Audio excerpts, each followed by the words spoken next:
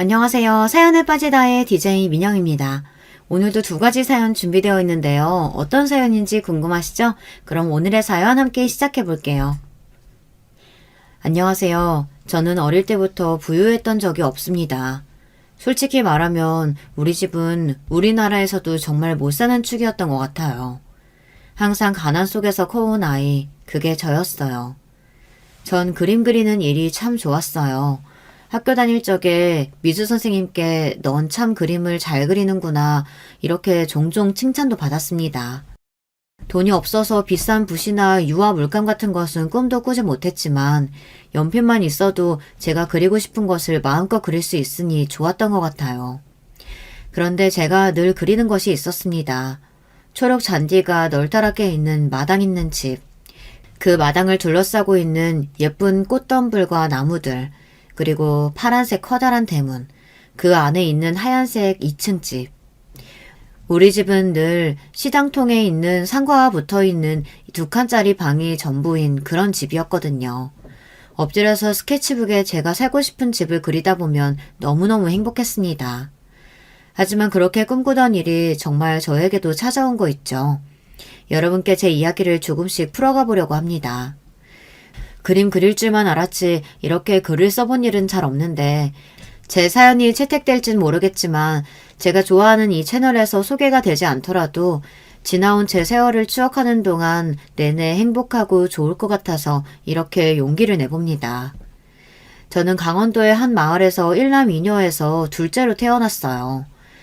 아버지는 자벽부라고 하는 공사장이나 건설 현장에서 별다른 기술 없이 잡다한 일을 다 하는 분이셨어요. 하지만 그런 일을 하시기엔 습관 속 어깨 탈골이 있으시고 허리와 관절이 전체적으로 안 좋으셨죠. 아버지는 늘 저희 자식들에게 기술이나 배우라고 학교 공부 별거 없다고 공장이나 일찍 취직하라는 말씀을 귀에 못이 박히게 하셨습니다. 아버지 입장에선 목수건, 시멘트 작업자건, 지게차 운전수건, 뭐라도 기술이 있으면 본인보다 훨씬 대우받고 일급이 좋아서 자식들이 그런 직업을 했으면 싶으셨던 모양이에요.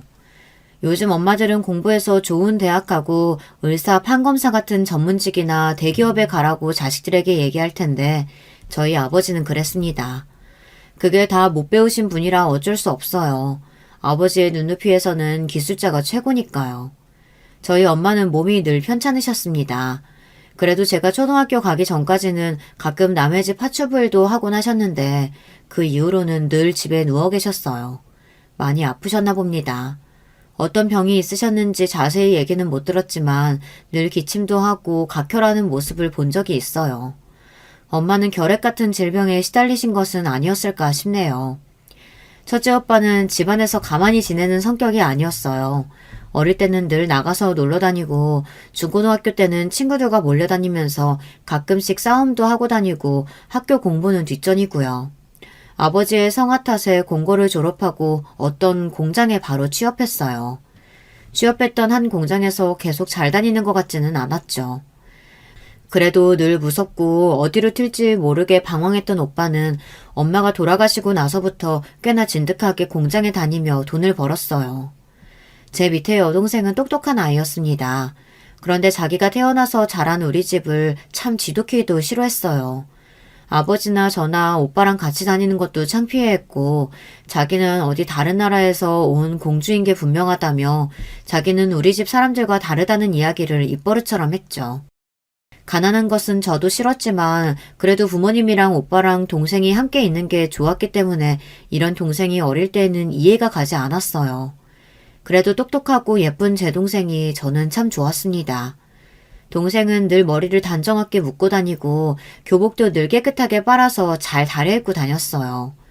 물론 자기 것만 그렇게 챙기긴 했지만요. 공부도 잘하고 말도 어찌나 똑부러지게 했는지 동네 어른들이 야는 나중에 커서 변호사 할란가 보다 하고 감탄하셨어요. 하지만 변호사는커녕 동생은 고등학교도 인문계로 진학하지 못했습니다. 그즈음 엄마가 돌아가시고 아버지도 늘 일을 하실 수 없는 때였기 때문이에요. 제 동생은 상고에 진학해서 거기에서도 공부를 잘하더니 졸업하고 농협에 취직하게 됩니다. 아버지는 너무 잘 됐다며 칭찬하시고 우리 동네에서도 경사스러운 일이라며 만나는 사람마다 내 동생과 우리 집을 부러워했죠. 하지만 저는 그날을 기억합니다. 눈물을 잘 내비치지 않던 독한 내 동생이 두 번째로 운 날이에요. 첫 번째는 상고로 진학하기를 결정하던 때였고요. 언니, 나 대학에 가고 싶었어. 정말 대학생이 되고 싶었단 말이야. 은행 직원 말고. 저는 사실 내가 농협에 가면 너무 좋을 것 같아서 그런 동생이 이해가 잘 되지 않았지만 제 여동생은 능력도 많고 또 꿈도 컸던 모양입니다. 그리고 저는 평범한 여자였습니다. 집이 가난한 것이 힘들고 싫었지만 그래도 해맑게 잘 자랐어요. 사고뭉치 오빠와 똑똑한 막내 사이에 껴서 다들 저한테 별 관심도 기대도 없었죠. 제가 머리가 좋은 것도 아니고 예쁘게 생긴 것도 아니고 그저 저는 사람을 좋아하고 잘 웃는 착한 아이였습니다. 엄마는 아프시고 아버지는 주로 밖에 계시니 집에서 해야 할 집안일은 온통 제 차지였어요. 저는 솜씨가 좋아서 이미 어릴 때부터 엄마 따라 빨래도 하고 집안 청소도 하고 설거지며 다림질까지 한 사람의 몫을 통톡히 했습니다. 그럴 때마다 엄마는 제 머리를 쓰다듬어 주시고는 우리 진양이 손이 참 야무져요. 너는 잘 살 거야. 좋은 데 시집가서 남편이랑 시부모한테 사랑받으며 살아. 이렇게 열심히 일하고 착하니까 그럴 테지. 엄마는 홀어머니 밑에서 자라서 아버지를 만나 아주 일찍, 그러니까 갓 20을 넘겼을까요? 그때 결혼해서 우리 오빠를 낳았다고 해요. 그때는 손매무새가 야무지지 못해서 음식도 무슨 맛인지 모르고 만드시고 조금만 집안일을 많이 하셔도 숨차고 어지럽다고 하셨어요. 엄마와 달리 요만한 애가 찌개도 제법 맛나게 끓이질 않나, 빨래도 얼룩 싹싹 지워서 하얗게 빨아대질 않나, 여간 솜씨가 좋은 것이 아니었죠. 이런 걸 보면 제 식모살이는 타고난 운명이었나 봅니다. 내가 이런 집안일이나 할 줄 알아. 라며 집안일을 질색하며 공부만 해댔던 동생과 달리 전 집안일이 좋았어요. 제가 공부를 잘하는 것도 아니고 그림을 잘 그리는 것도 아니고 우리 오빠처럼 뜀박질을 쏜살같이 하는 것도 아니었죠. 집안일을 잘하면 엄마가 칭찬도 해주고 아버지나 식구들이 절 인정해주는 것 같았어요.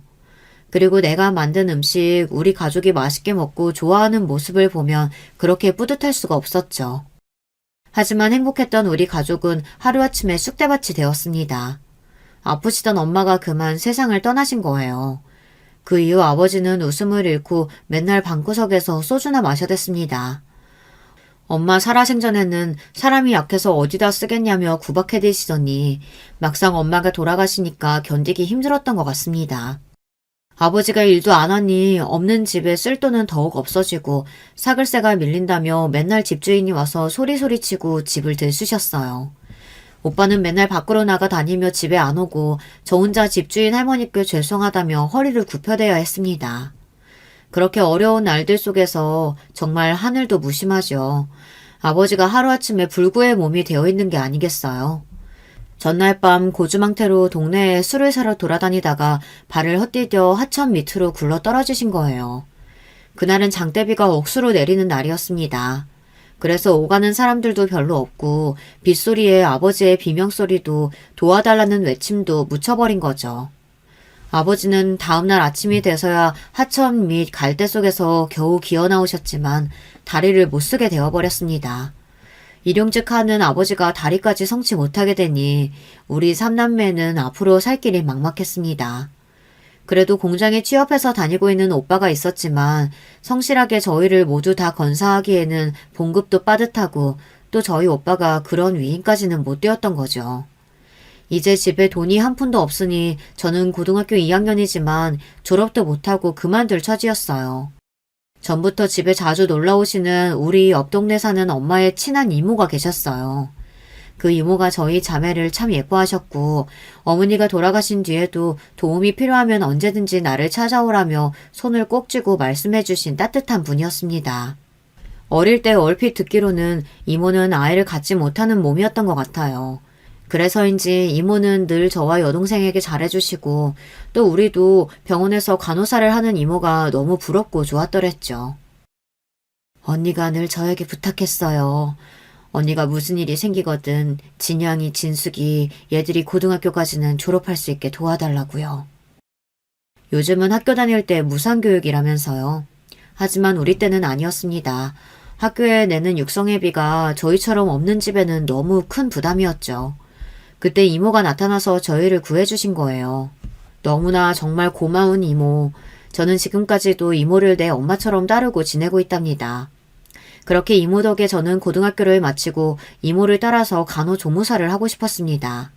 새하얀 병원에서 일하는 간호사는 저에게 늘 선망의 대상이었어요. 또 제가 간호사 일을 하며 돈을 벌면 제 동생 대학교도 보내줄 수 있지 않겠어요.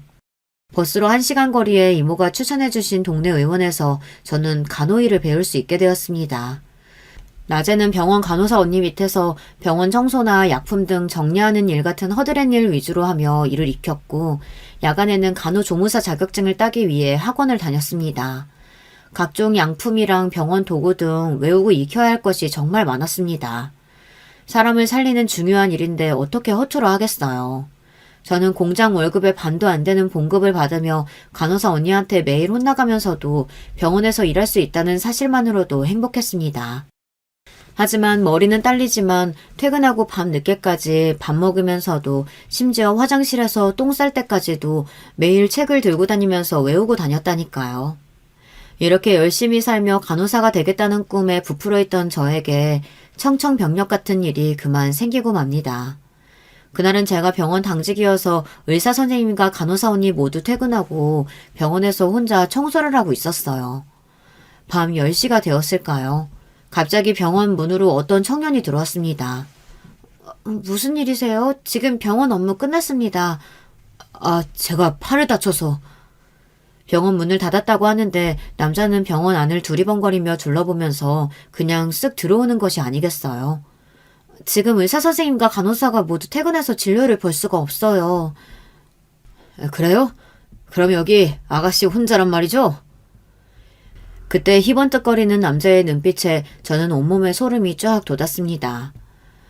그렇게 저는 그 남자에게 병원에서 몹쓸 일을 당하고 말았습니다. 이제 막 20살인 저는 제대로 된 사랑도 해보지 못하고 이렇게 짐승같이 모르는 남자에게 말도 안 되는 일을 당한 전 너무 무섭고 슬픈 마음에 집 밖으로 한 발자국도 나올 수가 없었어요. 이모는 제가 근무하던 병원에서 제가 무단으로 결근한 지 며칠째라는 연락을 받고 집으로 급히 찾아왔습니다. 진양아, 어떻게 된 일이야? 아니, 네 꼴이 왜 이런 거야?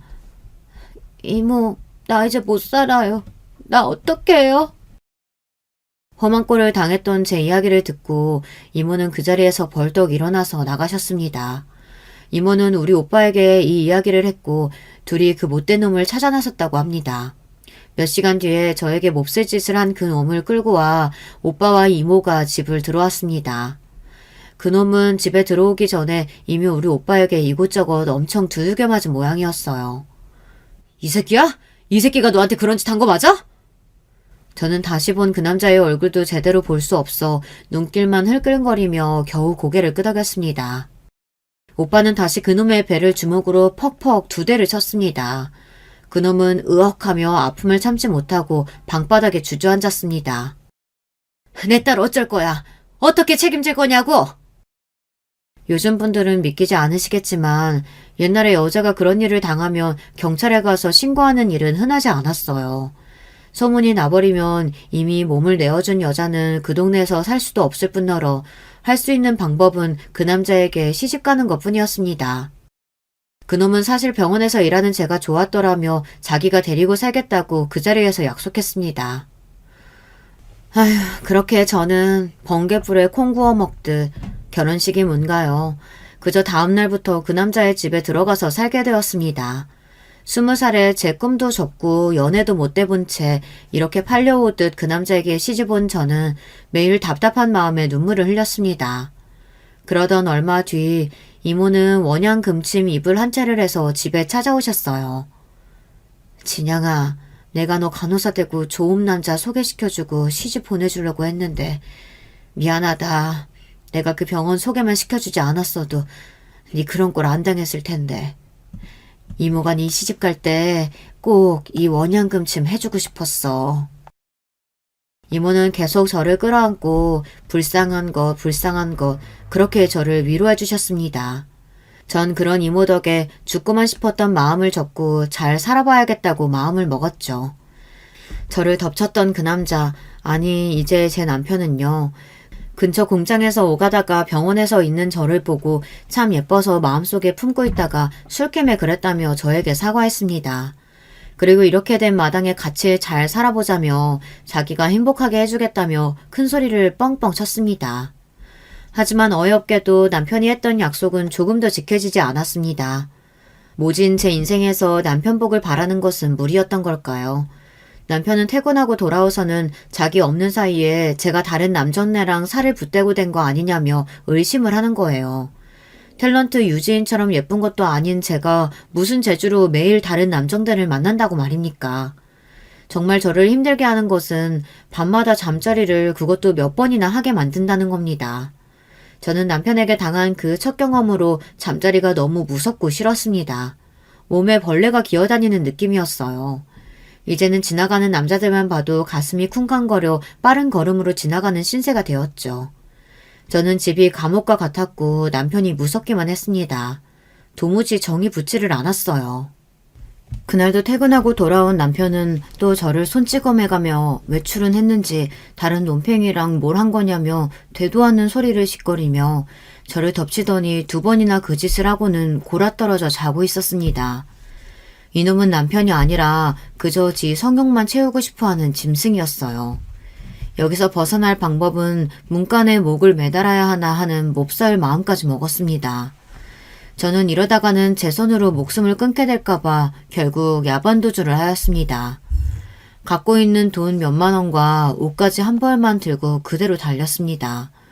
버스가 다닐 시간도 아니었기 때문에 그저 걷고 뛰어서 도망치는 수밖에 없었어요. 그렇게 죽을 힘을 다해 뛰어서 집에서 버스 9정거장쯤 왔을 때인지 새벽 첫 버스가 오고 있었습니다. 버스의 종점은 시외 버스 터미널이었어요. 저는 고향을 떠나 다른 곳을 가본 적이 없었기 때문에 무작정 가장 빨리 출발하는 버스를 잡아탔습니다. 그 버스는 춘천행이었고 그렇게 저는 춘천에서 살기로 했습니다. 간호일도 배우다 말았고 고등학교도 가 졸업한 제가 먹고 살 방법은 생각나지 않았기 때문에 할 수 있는 것은 파출부일 뿐이었어요. 저는 그 일이 싫지도 않았고 오히려 제가 잘하는 일이었기 때문에 별로 고민하지 않고 집에서 숙식이 가능한 입주 파출부 일을 구하게 되었습니다. 처음 지내게 됐던 집은 부부와 아이들 둘 그리고 연로하신 할아버지 이렇게 5 식구가 사는 아파트였습니다. 저는 아파트에 들어서고 눈이 휘둥그레졌어요. 2칸짜리 방에 살다가 화장실만 2칸에 방이 4칸이나 되는 아파트에 오니 이건 뭐 입이 떡 벌어지더란 말이죠. 부엌 식탁에서 밥을 먹고 거실 소파에 앉아있는 제가 드라마에서 보던 그 아파트에 들어온 것만 같았습니다. 너무 크고 깨끗한 아파트에 오니 저는 잔뜩 주눅이 들어 집안에서 까치발로 조심스럽게 걷게 되는 거 있죠. 다행히 주인 아주머니는 좋은 분 같아 보였어요. 이제 막 학생 티 벗은 어린애 같은데 어쩌다가 남의 집 일을 하게 됐노. 우리 부부가 여기 옆에 해물탕 가게를 해서 바빠요. 진영씨가 우리 애들 밥도 좀 챙겨주고 누워 계신 할아버지도 챙겨드리고 잘할 수 있지? 전 사실 잘 곳도 없는 신세였기 때문에 이렇게 좋은 집에 머물 수 있는 것만으로도 감사했는데 주인 아주머니가 무섭지 않고 좋으니 살 것만 같았어요. 어릴 적부터 5 식구 살림을 도맡아 하던 저였어요. 아저씨 아줌마는 거의 가게 일로 집에서는 잠만 주무시고 국민학생인 형제 아이들은 학교 다녀와서 밥 차려주고 빨래해주면 그러면 됐습니다. 청소하고 빨래하고 그런 집안일을 생각보다 잘 해냈는지 아주머니가 가끔 퇴근할 때 해물탕이랑 부침개 같은 것을 싸오시곤 저를 먹으라고 주셨어요. 우리 집 애기들은 잘 먹지도 않는다며 잘 먹고 살림도 잘하는 제가 이쁘다고 해주셨습니다. 저는 우리 돌아가신 엄마랑 고향에 있는 이모 생각에 눈물이 났어요. 이제 엄마는 못 보지만 이모는 볼 수 있는데 제가 이렇게 떠나오고 저를 얼마나 찾고 그리워하실지. 그리움에 밤에는 울곤 했지만 그래도 저를 잘 대해주시는 주인 댁과 내 평생 처음 보는 좋은 아파트에서 사니까 나름대로 살만했어요. 저도 이렇게 월급을 열심히 모으다 보면 언젠가는 작은 아파트를 가질 수 있겠죠. 그리고 제 동생을 데려와서 같이 살 수 있을 거라는 희망을 갖게 되었습니다. 그러던 어느 날 저는 생각지도 못한 더러운 꼴을 당하게 됩니다. 집에 누워 계시던 할아버지가 화근이었어요. 풍이 와서 거동이 불편하신 할아버지를 저는 잘 보살펴드렸어요. 누워 계신 분이라 욕창이 올까봐 하루에 몇 번씩 몸을 수건으로 닦아드리곤 했죠. 그날도 점심을 잡숫고 나서 물수건을 갖고 할아버지 팔을 닦아드리고 있는데 할아버지가 갑자기 저를 껴안으시는 겁니다. 예쁜 가지나야. 자식도 다 필요 없고 니랑 살면 안 되겠나. 나 돈 많다. 이렇게 제 귀에 속삭이고는 더듬더듬 손으로 제 가슴을 찾는 게 아니겠어요. 소스라치게 놀란 저는 할아버지를 밀쳐버리고 집에서 도망치듯 나왔습니다. 제 신세는 왜 이러는 걸까요? 짐승 같은 남편에게서 도망쳐 남의 집살이를 하고 있는데 이젠 우리 아버지보다 나이가 많은 할아버지에게 해서는 안 될 일을 당하다니. 저는 할아버지가 있는 그 좋은 아파트가 이제 싫어졌습니다. 무서워져서 돌아갈 엄두가 나지 않았어요. 갈 곳이 없어 터덜터덜 걷다가 저는 정말이지 춘천호에 몸을 던지고만 싶었습니다. 죽기 전에 우리 식구 목소리라도 듣고 싶어서 저는 우리 집에 전화를 걸었어요. 언니 맞아? 그동안 어디 있었어? 아픈 데는 없고? 그동안 형부가 언니 바람나서 도망쳤다고 우리 집에 와서 행패를 있는 대로 부리고 갔어. 그리고 언니 숨겨둔 거 아니냐면서 잊을만 하면 한 번씩 와서 집을 뒤집는 거 있지? 그런 인간이랑 못 살겠어서 도망간 거지? 언니 잘했어. 아빠랑 오빠는 언니 찾아서 형부랑 합친다지만 난 아니야. 그런 놈이랑 언니가 어떻게 계속 살겠어. 안 그래? 진수가 나 죽고 싶어서 너한테 전화한 거야. 근데 네 목소리 들으니까 네가 너무 보고 싶다. 내가 그동안 남의 집살이 하다가 또 이렇게 더러운 꼴 당하다니 내 신사가 너무 원통하고 더러워서 나 못 살겠어. 여동생은 저를 타이르고 울음을 진정시키며 위로해 주었어요. 그리고 제가 있는 춘천으로 와서 이모와 둘이 와서 함께 만났습니다. 이모는 저를 보자마자 뛰어와서 안으며 등을 손으로 토닥거려가며 울었어요. 우리는 서로 만난 기쁨의 눈물을 흘리며 그간 제가 지냈던 이야기를 들려주었죠. 그렇게 기운을 차리고 나서 저는 이번에는 남자 식구가 없는 집을 찾기로 했습니다. 다행히도 엄마와 두 자매가 사는 집에서 급히 파출부를 구하고 있다고 해서 그곳에 가게 되었습니다. 아니 이렇게 어린데 집안일을 할 수나 있으려나? 내가 베테랑 아줌마 보내달라고 그렇게 얘기했는데 이런 걸 데려왔네. 첫 만남부터 주임 아주머니는 범상치 않아 보였습니다. 그리고 집도 낡고 허름한 주공 아파트에 방이 2칸뿐이었어요. 제가 지낼 방이 없어 주방 바닥에 요를 깔고 자야 했습니다. 처음에는 여자 셋이나 되는데 왜 입주 가정부가 필요할까 의아했는데 하루가 지나지 않아 그 이유를 알게 되었습니다. 40대인 주인 아줌마와 제 또래 나이의 언니, 고등학생인 동생인 딸내미들까지 모두 손 하나 까딱 안 하는 게으른 여자들이었습니다. 그리고 이 여자들은 어찌나 옷이며 화장하는 데 시간을 들이는지 외출을 하고 난 뒤 집은 정말이지 폭탄을 맞은 것 같았어요. 집안일에 도 같은 저도 혀를 내두르지 않을 수가 없을 지경이었죠. 주인 아줌마는 남편과 이혼하고 받은 위자료와 딸들 양육비로 생활비를 쓰는 것 같았습니다. 아직 젊고 건강한데 나가서 별다른 일도 하지 않아 보였어요. 가끔 밤에 옷을 빼입고 화장도 진하게 하고서 외출하고 자정 무렵 들어오기는 했습니다. 딸들이 하는 얘기로는 돈 많은 어떤 사장님과 연애를 하는데 그 집 부인 자리를 꿰차려고 하는지 열을 올리고 있다고 하네요.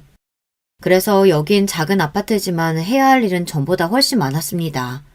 우선 세 여자가 일정한 시간에 일어나서 제 할 일들을 열심히 하는 사람들이 아니었기 때문에 각자 자기 일어나고 싶은 시간에 아침 8시도 있고 10시도 있고 심지어 정오를 넘기고서 일어나는 경우도 종종 있었죠. 저는 그들이 제각기 일어나는 시간에 맞춰 밥을 차려내야 해서 하루에 몇 번이나 상을 차리고 치우는 일을 해야 했습니다. 제 일과는 아침 6시에 일어나서 딸 도시락을 싸는 것으로 시작해서 밤까지 세 여자의 뒤치다거리를 하느라 온종일 바쁘게 집안일을 해야 했습니다. 그리고 왼종일 옷을 입었다 벗었다 하는 통에 빨랫감은 어찌나 많은지요. 속옷과 실크로 된 옷은 세탁기를 돌리면 상한다고 추운 겨울에도 찬물로 손빨래를 시켰습니다. 하지만 이런 집안일보다는 저를 더 힘들게 하는 것은 그 세 사람이 저를 식모, 아니 그 이하의 취급을 하는 것이었어요. 다들 어찌나 하나같이 인성이 되어먹지 못한 것인지 주인 아줌마부터 저보다 어린 둘째까지 저를 식모라고 불러대며 말은 또 어찌나 버릇없이 기분 나쁘게 하는지요. 주인 아줌마는 자기 기분이 안 좋은 날에는 화풀이 대상으로 저를 세워놓고 잘못한 일이 없는데도 네가 어디서 굴러먹었는지 모르겠어. 출신도 모르는 천한 것을 우리 집에 들여놓으니 내가 마음이 놓이겠어? 자꾸 이 일 그딴 식으로 하면 월급 한 푼도 못 줄 줄 알아? 이렇게 꾸지람을 했어요. 그런데 이게 무슨 일입니까? 급기야 저는 뺨까지만은 어처구니 없는 일이 벌어졌습니다. 자기 반지 하나가 없어졌다며 다짜고짜 아줌마가 저에게 내놓으라는 게 아니겠어요. 우리 집이 없는 집이었다고 해도 저는 그런 도둑질은 모르고 살아온 사람입니다. 없으면 없는 대로 살지 남의 것 훔치진 않아요. 억울한 마음에 저는 아주머니에게 제 할 말을 똑똑히 했죠. 아주머니, 그렇게 제가 의심되면 제 가방과 짐 뒤져보세요. 그렇게 찾았는데도 없으면 저를 의심하신 걸 사과하셔야 돼요. 철석하고 아줌마는 바로 제 뺨을 갈겼습니다. 우리 아버지도 내 뺨을 때린 적은 없었는데 무슨 일이. 너무 속상하고 억울해서 그대로 서서 흐르는 눈물을 닦고 있었어요. 어머, 쟤 좀 봐. 진짜 억울한가 보지? 그래도 도둑년들이 원래 연기도 잘해요. 엄마, 반지나 얼른 뒤져보자고요. 하고 두 모녀가 제 가방과 짐들을 마구 풀어 헤쳐놓았습니다. 그렇게 뒤져도 반지가 나오지 않자 이내 제가 다른 곳에 숨긴 모양이라며 둘이 TV를 켜고 드라마를 보며 깔깔대고 보는 게 아니겠어요. 정말 천박하고 못돼먹은 사람들이었어요. 저는 그날 밤 다짐했어요. 암만 내가 남의 집살이 하더라도 사람다운 사람하고 살아야지. 이렇게는 못 산다. 어차피 남의 집살이를 할 거라면 정말 부잣집에서 살고 싶어졌습니다. 그리고 제대로 배운 사람들이라면 이렇게 목대먹지 않을 것 같았어요. 다음날 저는 눈이 뜨자마자 인력사무소를 찾았습니다. 사장님 너무하셨어요. 저를 그런 집 식모 자리에 보내치는 법이 어디 있나요? 참 난처하네. 미안하네 아가씨. 하도 아가씨가 급히 갈 데가 필요하다고 해서 남은 자리가 그 집뿐이라 그랬어. 그 집 아줌마가 많이 힘들게 했나? 얼굴 보니 대충 사정 나야겠네. 대신 내가 이번엔 좋은 집으로 소개시켜 줄게요. 사장님 정말로 미안하시다면 저 부잣집, 최고로 교육 잘 받은 사람들 사는 진짜 부잣집으로 보내주셔요. 사장님은 난처해 하셨습니다. 그런 곳은 아무나 연결 못 해주는 데다가 전문 가사 도우미 교육을 받은 사람들만 요구한다고 했어요. 저도 아직 젊고 또 그 교육을 받을 테니 좋은 자리가 생기면 제일 먼저 저를 소개시켜주기로 약속을 받아냈습니다. 그 길로 저는 그 막대먹은 집에 들어가서 짐을 싸서 나오면서 처음으로 속 시원하게 퍼붓고 나왔습니다. 저 오늘부터 이 집 일 안 해요. 당신들 인생이 불쌍해서 이번 달 월급은 안 받고 나가줄 테니 돼지우리 같은 집에서 잘 살아보시죠. 제 말에 열이 받은 주인집 아줌마는 눈을 휘번뜩거리며 제 머리채를 잡으려고 했죠. 하지만 힘이 세도 제가 더 세지 않겠어요. 아줌마를 있는 힘껏 밀쳐버리고 제 옷을 탁탁 털고 웃으면서 그 집을 나섰습니다. 인력소 사장님은 종로구에 있는 하우스메이드 학원에서 실습교육을 받아야 한다고 했습니다. 학원에서 등록하는데 학원비가 글쎄 내가 받았던 월급의 절반이나 됐습니다. 그리고 하우스메이드가 무슨 이름이냐고 했더니 영어로 가정부를 그렇게 부른다면서 그날부터 저는 열심히 상류층 집에 가사의 교육을 받았습니다. 제가 배웠던 식으로 하면 부잣집에서는 싫어하고 체계적이고 위생적으로 해야 한다는 것을 학원에서는 강조했습니다. 청소할 때 쓰는 세제부터 고급 식기를 다루는 법까지 온통 처음 만져보는 외제 고급 제품이었어요. 무엇보다 사람을 상대하는 일이었기 때문에 진심을 다하고 집안에 관련된 이야기를 절대 밖에 발설해서는 안 된다는 이야기를 많이 들었습니다. 그렇게 교육과정을 마치고 드디어 면접을 보게 되었습니다. 성북동, 평창동, 한남동 이런 부잣집이 많은 동네에 처음 가봤죠. 거긴 버스도 안 다니고 높다란 담벼락 안에 별세상인 집들이 가득한 동네였습니다. 제가 살아왔던 그런 동네들과는 영 딴판이었죠.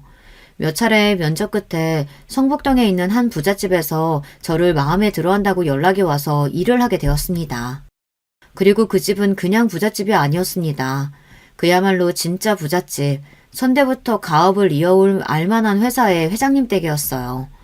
집에 들어서자마자 아 하고 탄성을 내지를 수밖에 없었습니다. 그 집의 정원은 그냥 대공원이었습니다. 아니, 더욱 멋졌죠. 각종 나무와 풀들이 조각상처럼 정원을 꾸미고 있었습니다. 연못과 분수대까지 보였죠. 그리고 그 안에 몇몇 정원사들이 땀을 흘려가며 조경을 분주히 하고 있었습니다. 한참 걷다 보니 정원 안쪽에 건물 두 동이 보였습니다. 한 곳은 회장님 부부와 자녀분들이 오실 때 쓰시는 안채, 그리고 다른 한 곳은 회장님의 모친과 회장님 서재 등이 있는 별치였습니다. 말이 그래 그렇지 그냥 무슨 미술관 같은 건물 두 동이 있는데 그 전체를 회장님 댁 가족이 쓰신다고 해도 과언이 아니었죠. 안녕하세요. 내가 이 집 안주인입니다. 업체에서 좋은 성적으로 교육을 이수했다고 사장님의 추천이 있어서 어린 나이에도 불구하고 우리 집으로 불렀습니다. 아직 나이가 어려 보이는데 결혼은 하셨나요? 아, 네. 결혼은 안 했습니다. 부끄럽게도 저는 거짓말을 했습니다.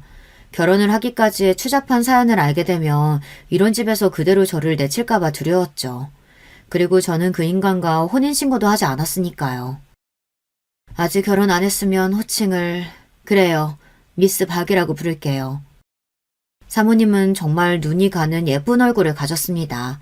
탤런트 장미희를 닮은 갸름한 얼굴에 길고 쭉 뻗은 예쁜 눈, 희고 고운 피부를 가졌죠.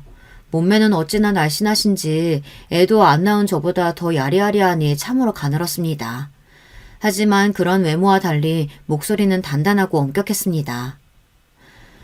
사모님, 두통이 있으신데 이런 일쯤은 저에게 맡기시고 쉬십시오.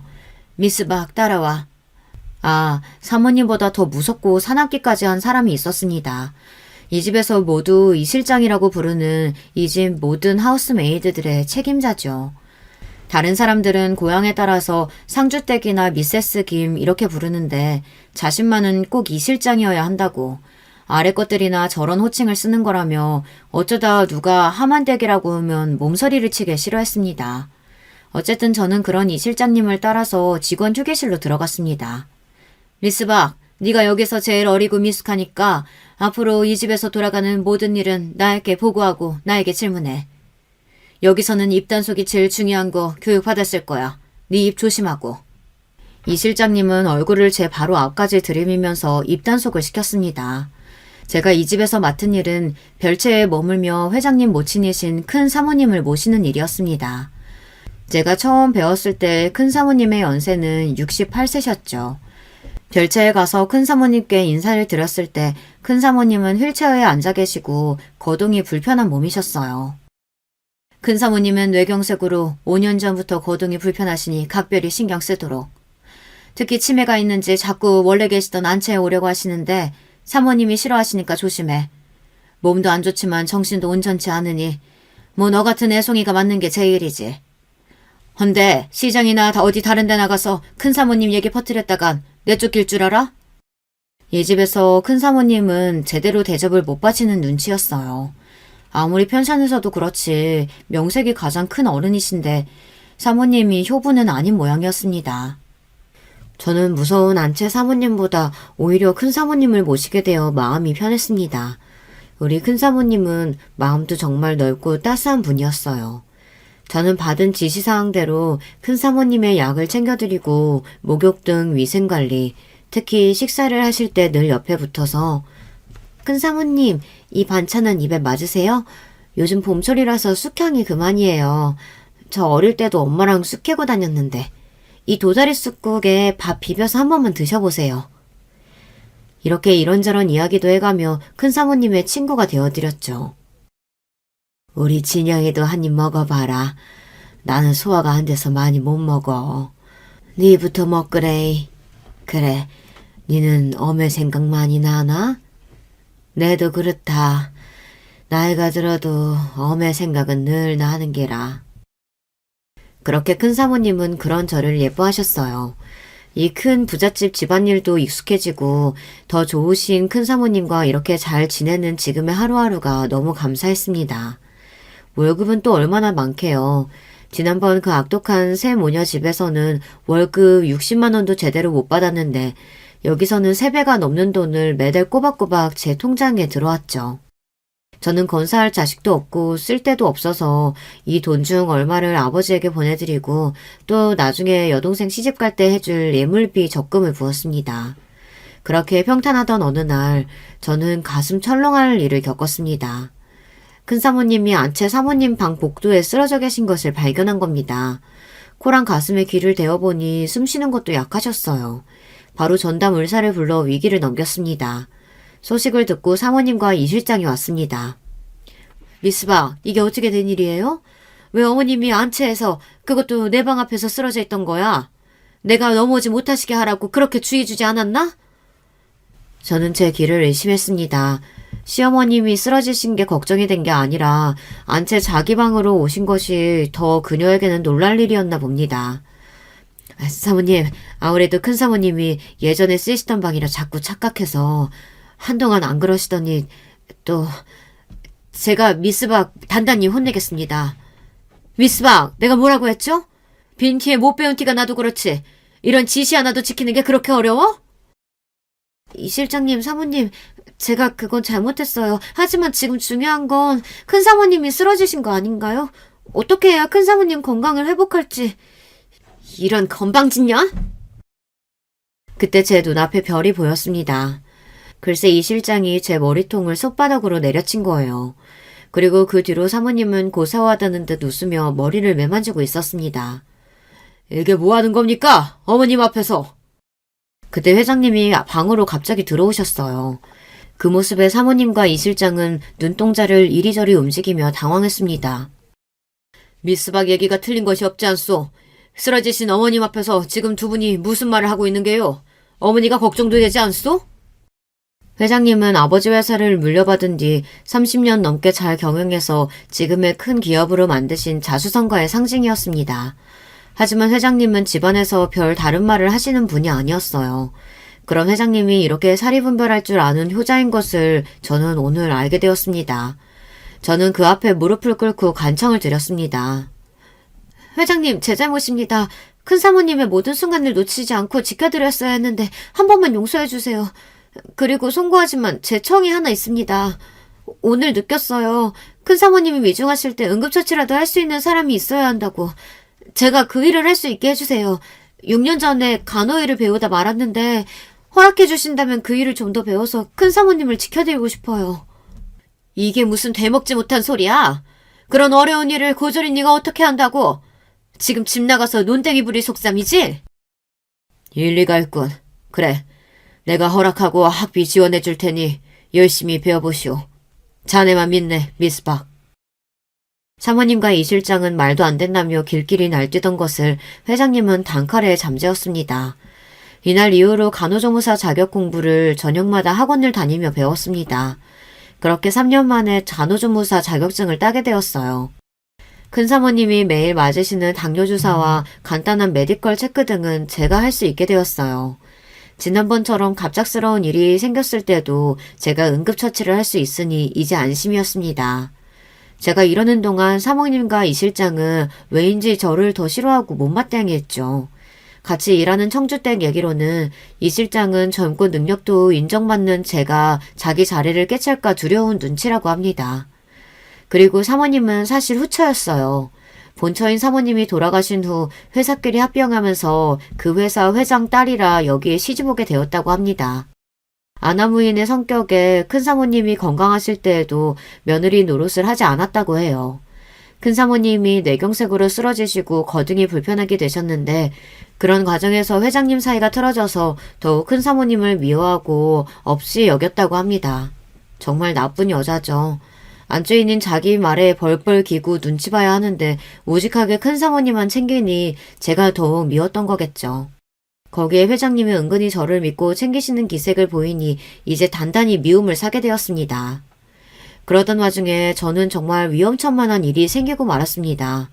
어느 날 밤 대문 보안실에서 행패 부리는 취객이 있다고 신고가 전해왔습니다. 그 남자는 이 집에서 일한다는 마누라 박진양을 찾으러 왔다고 소리를 지르며 난동을 벌인다는 것입니다.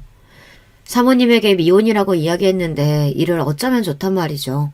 이 일로 사모님과 이 실장은 거짓말하는 저를 그냥 둘 수는 없다며 당장 이 집에서 나가라며 쫓아냈습니다.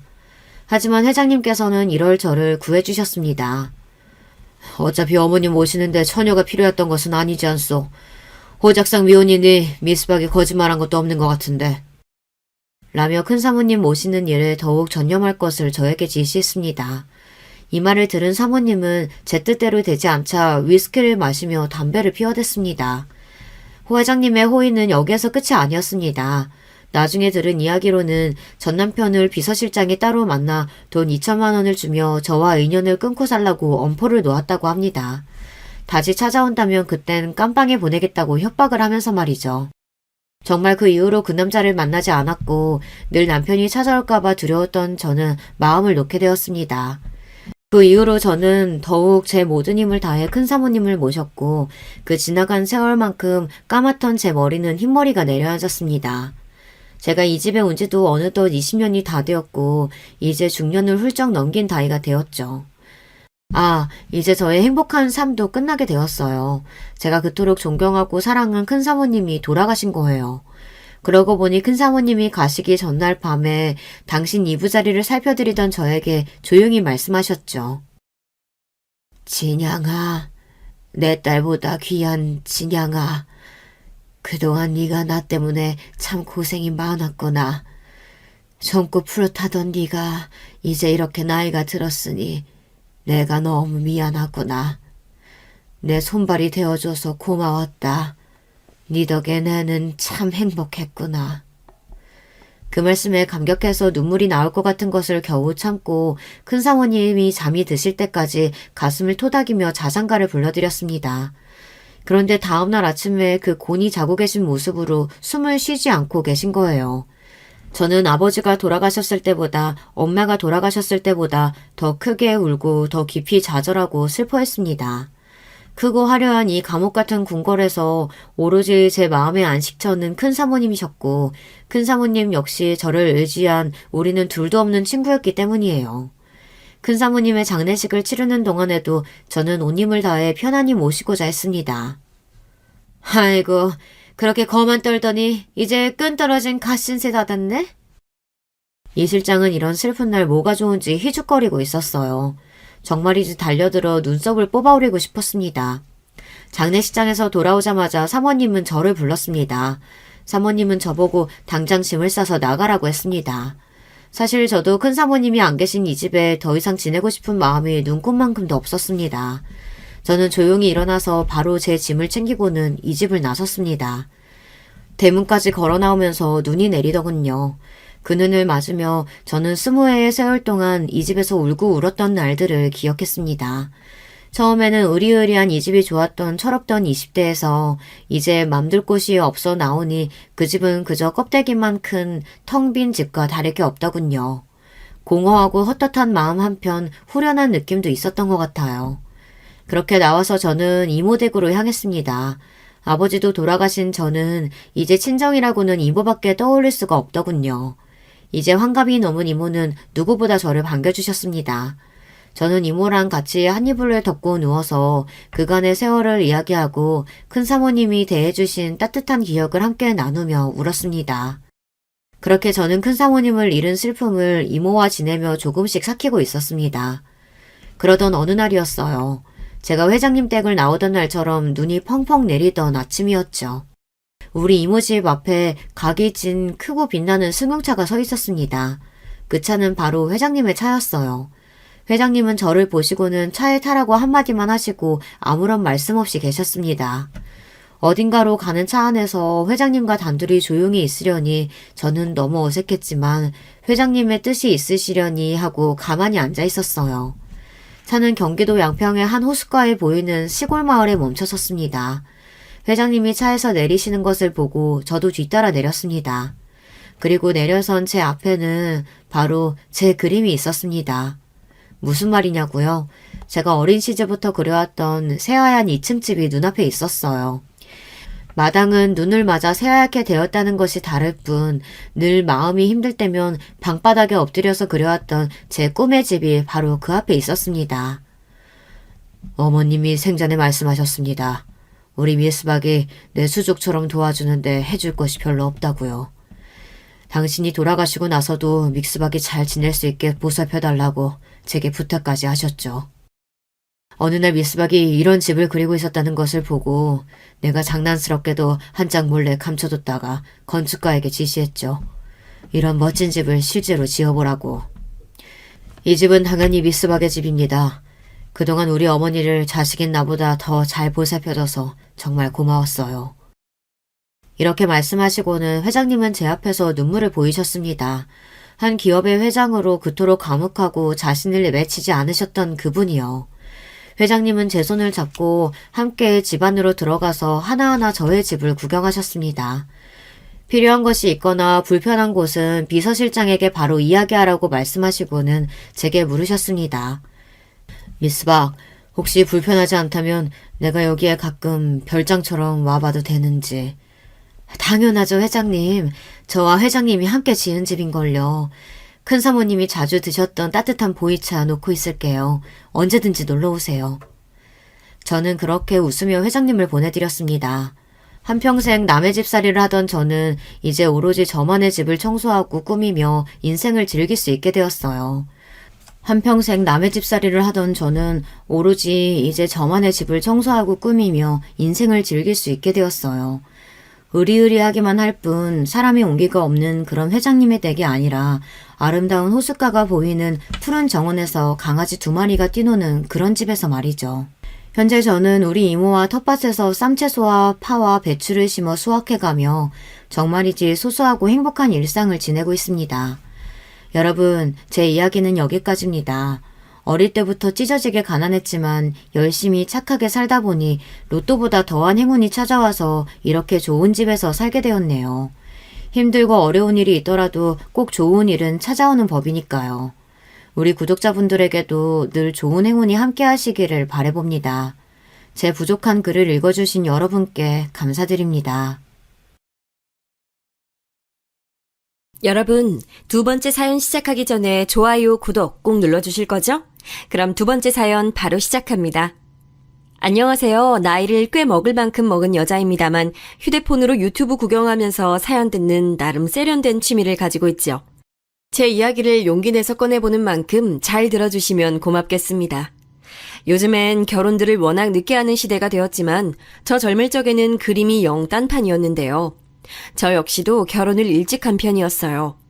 사실은 저와 남편이 교제를 하는 것을 당시 안가에서는 탐탁지 않아 했는데 제 뱃속에 새로운 생명이 들어서는 바람에 홀라당 결혼을 해버렸지 뭐예요. 제가 맹세하고 말씀드리는데 의도한 건 전혀 아니었습니다. 그러니 정말 하늘이 점지해준 귀한 생명이라 여기며 소중한 아기와 함께 결혼 생활을 시작했어요. 저희를 당시 결혼하게 했던 소중한 생명, 저희 첫째는 아들이었어요. 그 후로는 나이 터울 크게 태어난 딸을 저희가 안을 수 있었고요. 그런데 아들 녀석이 저랑 남편을 많이 속상하게 했었네요. 특히나 아들의 사춘기 시절 얼마나 눈물로 밤을 지새웠는지 몰라요. 아들이 엇나가고 반항기가 심했던 건 부모의 영양이 부족했던 영향이 있었을 거라고 저는 생각해서 죄책감도 들었고요. 반항기 강했던 아들은 자기 아버지와 사이가 좋지 않았기에 더 그랬고요.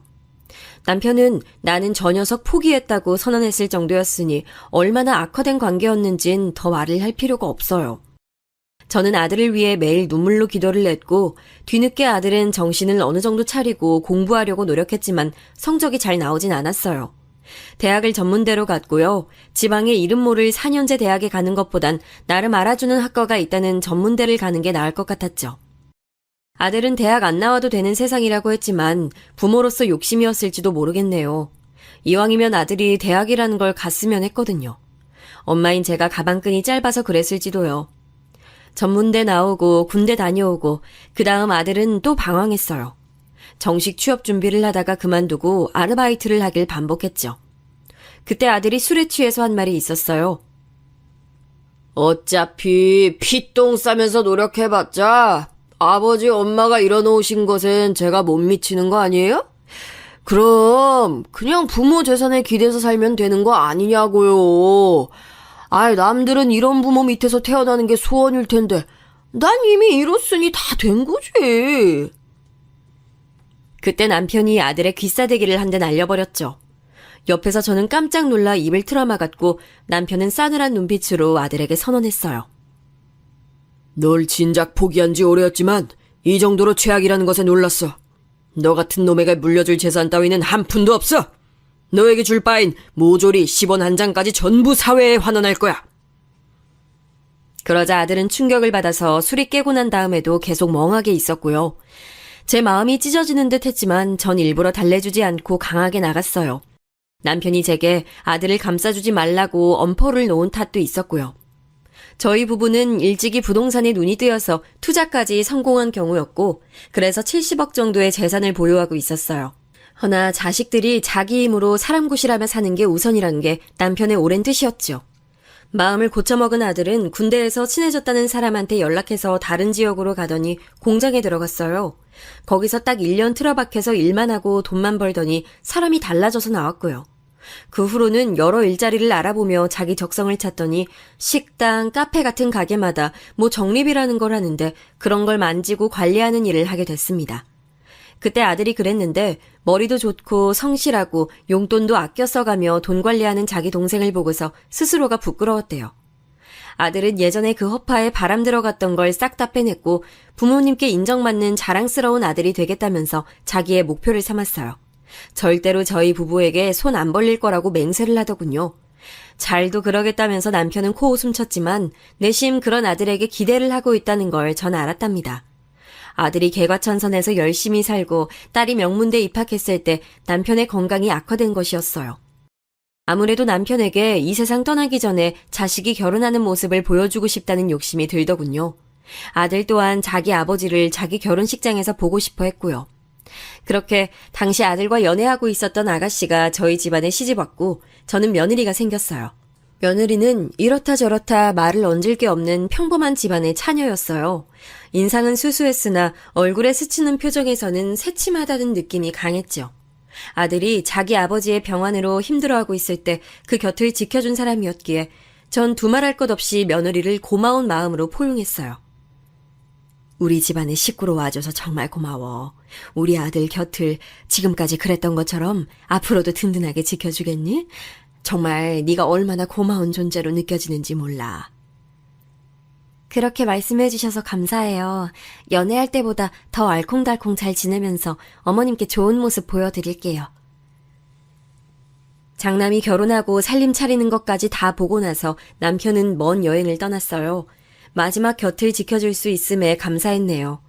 딸은 대학 졸업하자 취업을 외국으로 해서 출국길에 올랐고요. 그래서 아들은 제가 적적할까봐 노심초사했어요. 어렸을 때 자기가 하도 속을 썩였으니 이제라도 효도를 하고 싶다는 아들의 말에 제가 말이나마 고맙다며 흐뭇해했었습니다. 아들은 업무 특성상 여러 지역으로 출장 가는 경우가 잦았기에 제 곁에 매번 있어줄 수 없어서 더 그렇게 굴었던 것 같아요. 하지만 제게는 며느리가 대신 있었으니까요. 가족들 없어서 외롭다는 생각은 별로 안 들었었죠. 며느리는 어느 디자인 사무실에서 원래 일을 하고 있었는데 거기 내부 사정이 생겨서 결혼 후에 퇴사를 하게 됐어요. 디자인 일감을 몇 개씩 받아서 당분간은 집에서 작업을 하겠다고 하더군요. 집에서 일을 한다는 것이 너무 획기적인 것 같아서 우리 며느리 멋지다고 응원해줬었네요. 적어도 제가 생각하기론 고부관계가 처음엔 무난하고 괜찮았다고 여깁니다. 그러나 시간이 좀 지나면서 제가 며느리의 눈치를 살살 보게 되더라고요. 저는 이런 식으로 사람과의 관계가 힘들었던 건 시집온 직후에 시누이들 등살에 밀려서 마음고생했던 시절뿐이었거든요. 경험이 다양하지 않았기에 며느리와 당최 어떻게 지내야 할지 점점 더 헷갈리기 시작했어요. 우선 며느리는 기분파였어요. 자기가 기분이 괜찮으면 말투도 좀 애교스럽게 내는 편이었고요. 그렇지 않은 경우에는 제가 뭘 물어봐도 대답을 안 하고 한숨이나 푹 내셨습니다. 어머님, 다음 주에 날씨가 어떻겠냐고요? 그걸 왜 저한테 물어보세요? 난 그냥 네가 날씨를 미리 알고 있진 않을까 싶어서 물어봤어. 그러면 안 되는 거였니? 제가 기상청이에요? 날씨 안내해주는 기상캐스터라도 돼요? 저도 찾아봐야 아는 건데 그럼 한마디로 저에게 찾아내라고 명령하시는 거나 다름없지 않아요? 제 생각엔 어머님이 직접 찾으셔도 되는 부분 같은데요. 갑자기 돌변해서 그렇게 나오니까 저는 가슴 부근이 막 울렁거렸죠. 얘가 왜 이러나 싶고 아들한테 물어보면 며느리가 다혈질은 아니라고 하던데 그럼 제 앞에서만 이렇듯 가끔 돌변하는 것인가 싶어서 더 심란했고 하여간 며느리 때문에 제가 일상에서 고민이 많았습니다. 그런데 저도 딸이 있잖아요. 나중에 제 딸도 시집을 가고 누군가의 며느리가 될 텐데 그때를 생각하면 제가 우선은 최선을 다해 며느리에게 잘해줘야지 싶었어요. 제가 며느리에게 잘할수록 며느리도 제 아들에게 잘할 거라는 생각도 있었고요. 시집살이 당해본 사람이 바로 저였기 때문에 며느리에겐 그런 부담을 안 주고 싶었네요. 하지만 네 마음이 내 마음 같을 순 없는 법이라는 표현이 아주 딱 맞는 상황이 벌어지고 말았어요. 며느리가 작업이라는 걸 끝내고 먹을 걸 사들고 제 집에 왔을 때였죠. 아들이 며느리에게 돈 적게 벌어도 되고 다 상관없으니까 우리 엄마 심심하지 않게 잘 좀 챙겨드려라 라고 당부에 당부를 거듭했었거든요. 그래서인지 며느리는 저랑 종종 시간을 같이 보냈어요. 그런데 성격이 워낙 돌발적이라고 해야 하나 가끔 툭 튀어오를 때가 있어서 제가 매사에 눈치를 살피며 상대했던 것이고요. 그날도 그런 일상 중이었는데 텔레비전에서 오랜만에 나오는 옛날 가수가 있길래 제가 반가운 마음에 외치고 말았죠. 야, 저 양반은 어쩜 늙지도 않으시네. 아유, 나이는 대체 어디로 먹었을까. 저 사람이 나 국민학교 다닐 적에도 이미 스타였어, 스타. 아, 어머님 시대에는 국민학교였고 나중에 초등학교로 명칭이 바뀐 거였죠? 국민학교라는 단어를 잊고 있었는데 지금 떠올랐네요. 제가 초등학교 입학한 직후에는 문방구에서 파는 공책 앞면에 국민학교라고 적혀있는 것들 많았어요. 미리 인쇄해둔 것들이었나 봐요. 지금 생각하니 추억이네요. 어머님 시절에는 학생들 수 엄청났죠? 중학교나 고등학교 때도 학생들은 계속 많았어요?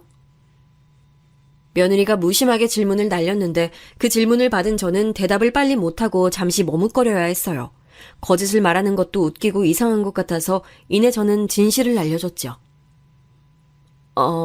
그게 사실은 네가 당연히 몰랐겠구나. 내가 중학교까진 못 나왔지 뭐야. 국민학교만 졸업하고 중학교는 진학했다가 금세 후지부지 됐어. 나 살았던 옛날 그 동네에서는 기집애들이면 중학교 안 보낸다는 집들이 꽤 있었어. 그래서 그 어린 나이에 줄줄이 공장 가서 일하고 그랬어. 나 역시도 어린 나이에 공장을 갔으니 어쩌면 그때의 시기가 내 안에는 서글픈 한으로 남았을 수도. 아유, 그러나 순식간에 흘러버린 세월 이제는 신경 안 쓰련다. 제가 허허 웃으며 말을 해줬더니 듣던 며느리의 표정이 점점 오묘하게 변했어요. 그러더니 자기 시아버지도 그럼 국민학교만 나왔냐고 묻더군요. 제 남편은 고등학교 공부까지 마친 사람이었기에 그렇다고 알려줬더니 그나마 안심하는 표정을 지었고요. 며느리의 그런 태도에 저는 기분이 너무 이상해졌고 왜 그러냐고 조심스레 물었지만 대답은 돌아오지 않았어요. 마치 제 말이 안 들린다는 듯이 텔레비전만 보면서 멋대로 리모컨을 가져가서 채널을 돌리기까지 하더군요. 제가 보던 프로그램이 있었는데 무시하고선 말이죠. 바로 이때부터 며느리의 고삐가 풀렸던 것 같아요. 틈만 나면 저를 무시하는 투로 말을 톡 쏘아댔어요. 예를 들어 제가 마트에서 뿌린 전단지를 보면서 혼잣말을 하고 있어도 면박을 줬죠. 이게 도통 뭔지 모르겠네. 카드 할인 혜택에다가 자체 할인 중복이 가능하다는데 아유, 그럼 가격이 어떻게 된다는 거야. 예시가 없으니까 확 마음에 와닿지도 않고 아유,